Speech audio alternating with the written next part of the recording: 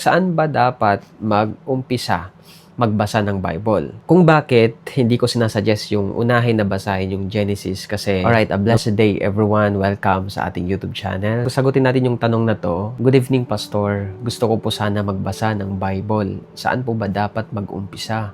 Sa Genesis po ba? Gusto ko po sanang matuto or mas matutong magbabad sa salita ng Diyos. So bago ko sagutin itong tanong na ito kung saan ba talaga mag-uumpisa, bakit nga ba mahalaga na magbabasa tayo ng Bible? Karaming pwede magsabi na hindi ko naman na kailangan magbasa ng Bible kasi nag-church naman ako or nakakarinig naman ako ng mga Word of God. Okay na siguro yun na ganun yung nangyayari or yun ganun na ako nagre-receive ng Word of God. Yes, okay yun na nakakarinig tayo ng mga Word of God, nakakapag-church tayo, but that is not enough. Kulang yan kung hindi ka rin mag-spend ng time sa Word of God, sa sarili mo. Kung hindi mo i-devote yung sarili mo sa salita ng Panginoon. Kasi ang pinaka-mangyayari, which is dangerous, is baka mag-rely ka na lang doon sa mga napapakinggan mo at hindi ka na nagre-rely doon sa mismong word ng Panginoon na nababasa natin. Napakahalaga na hindi lang po tayo nakikinig or nagre-rely doon sa mga napapanood natin. Kagaya ng napapanood nyo sa akin, lagi ko itong sinasabi, wag lang kayong magre-rely sa mga sinasabi ko or sa mga sinishare ko. Kaya at the end of the video, lagi kong nire-remind, magbasa kayo ng Bible. Kasi mahalaga yon, right? And this Word of God is inspired by the Holy Spirit. So hindi ito sinulat lang ng tao basta-basta lang, kundi ito ay kinasihan ng banal na Espiritu. Kaya pag nagbabasa tayo ng Bible, salita mismo ito ng Panginoon, every time nagbabasa tayo nito, mababago yung buhay natin. Dahil ang Word of God is powerful. According to Hebrews 4 verse 12, that the Word of God is alive and effective. It is powerful. Sinabi rin ng Joshua 1:8 na magbabad or mag-meditate ng Word of God day and night para malaman natin kung anong sinasabi ng salita ng Panginoon. So ngayon, sagutin na po natin yung tanong, saan ba dapat mag-umpisa magbasa ng Bible? Ano ang dapat unang basahin? So itong sagot ko ay suggestion lamang. Wala po ito sa Bible, hindi po ito sinabi ng Bible na ito yung unang basahin ninyo, kundi suggestion lamang based on my experience also na bakit ito yung unang basahin. So I suggest, kapag magbabasa ka ng Bible, unahin mo sa Book of John or sa New Testament. So hindi ko sinasabi na yun talaga yun, but I suggest, basahin mo una sa Book of John or Aklat ng Juan. So, bakit sa New Testament yung sinasuggest ko? Bakit hindi sa Genesis? Kasi pwedeng isipin natin, ito naman yung nauna sa Bible, yung Genesis naman. Bakit hindi pwedeng doon unahin? Kung bakit hindi ko sinasuggest yung unahin na basahin yung Genesis, kasi nung naranasan ko po, nung binasa ko itong Genesis na to, lalo na nag-uumpisa pa lang ako na makakilala sa Panginoon, sobra akong naguluhan. Ang daming nakapasok na doubt sa akin kasi dito po, pag binasa natin yung creation, marami ka pang magiging doubts. Kasi paano nagsimula yung ganito? Kung si Lord, inilikha niya yung ganito, sino naglikha kay Lord? So may mga ganong lies din yung kaaway na pwedeng ipasok sa'yo, na pwedeng gamitin ng kaaway, para pagdudahan mo ang salita ng Panginoon. So I better suggest, unahin mo sa Book of John. Okay? Kasi doon sa Book of John, nandun din yung life ni Jesus. Pwede mo simulan sa Book of Matthew, Mark, Luke, no? Or sa Book of John. But I suggest sa Book of John. Kasi in the beginning was the Word. Okay? Nabanggit doon na sa umpisa pa lang, binanggit na si Jesus na nasa creation na siya.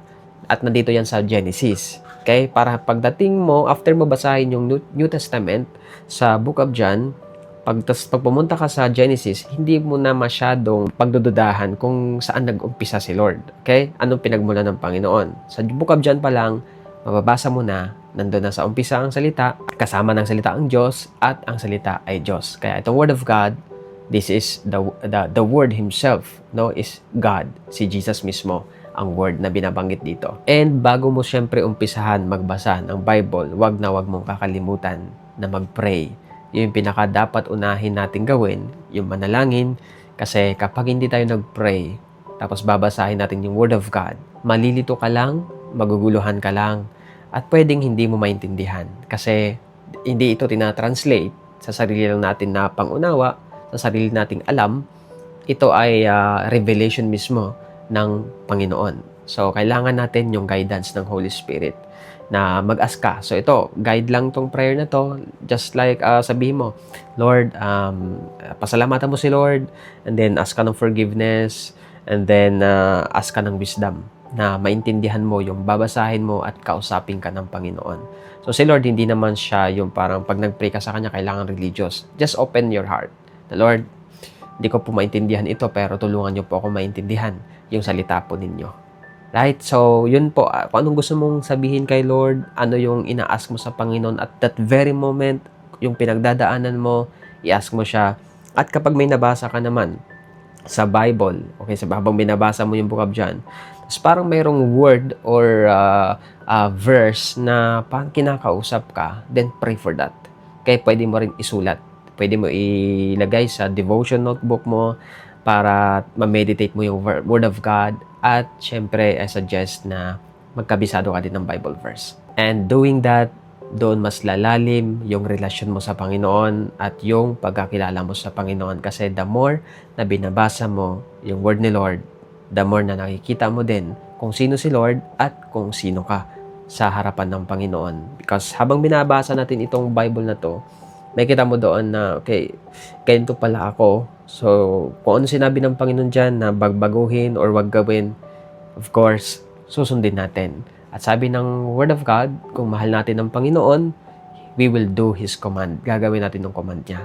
Kaya I hope, kapatid, sa pagsisimula mo na magbasa ng Bible, makilala mo lalo ang Panginoon at ma-inlove ka sa Kanya. Dahil ako, testimony ko, doon ako mas lalong na-inlove sa Panginoon nung nagbababad ako sa Word niya, na halos hindi ko na rin bitawan yung pagbabasa ng Word of God kasi doon ko mas na-realize, ang sarap pala pakinggan at basahin yung Word ni Lord. Kagaya ng pagkaing physical, kumakain tayo, na-enjoy natin yung food. Ito naman, spiritual food natin. Hindi siya physical food, hindi siya literal na food, but this is our spiritual food. Na the more na kinakain natin ang salita ng Panginoon, the more na napupunan yung mga pangangailangan mo, yung mga puwang sa puso mo na hindi mo nakita sa ibang tao, na hindi mo nakita sa mundong ito.